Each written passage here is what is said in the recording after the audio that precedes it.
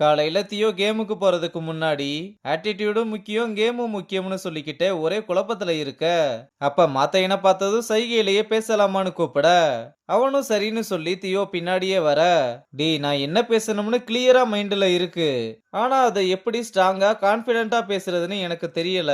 நீ எனக்கு எப்படி பேசணும்னு கத்து தரியான்னு கேட்க, உடனே தியோ பக்கத்துல ரொம்ப நெருங்கி வந்து, உனக்கு கத்து தர வேண்டியது நிறைய இருக்கு, ஒவ்வொன்னா கத்து தரேன்னு சொல்லிட்டு போனதும் தியோ அதிர்ச்சியில அப்படியே ஃப்ரீஸ் ஆகி நின்னுட்டு, டேய் இருடா நானும் வர்றேன்னு பின்னாடியே ஓடி வரா.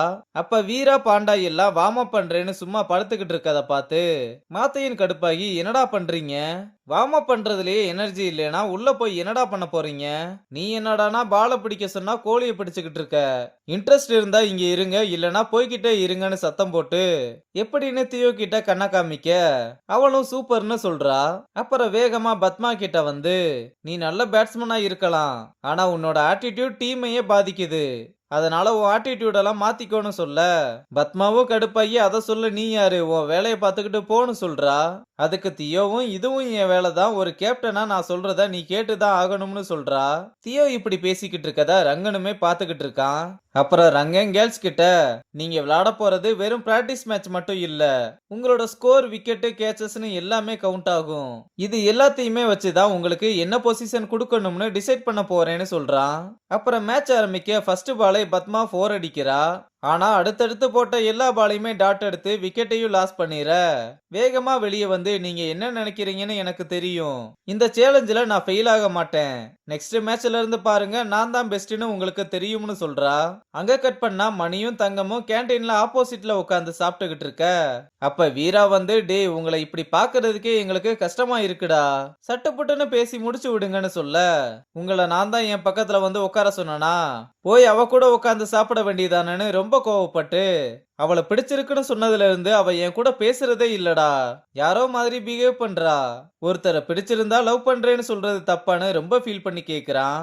இங்க தங்கமும் பேட் பண்ணும்போது மணியை நினைச்சு ரொம்ப சொதப்ப, அப்ப ஒருத்தி வந்து, உனக்கு பவுலிங்லயே அவ்வளவு கேப் இருக்கு, அத சரி பண்ணாம பேட்டிங்ல போக்கஸ் பண்ற, பவுலிங்கும் இல்லாம பேட்டிங்கும் இல்லாம டக்ல உட்கார வைக்க போறாங்கன்னு சொல்ல, அடுத்த நிமிஷமே போடுற பால் எல்லாத்தையுமே பறக்க விட ரங்கனுமே மேல இருந்து இத பாத்துக்கிட்டு இருக்கான்.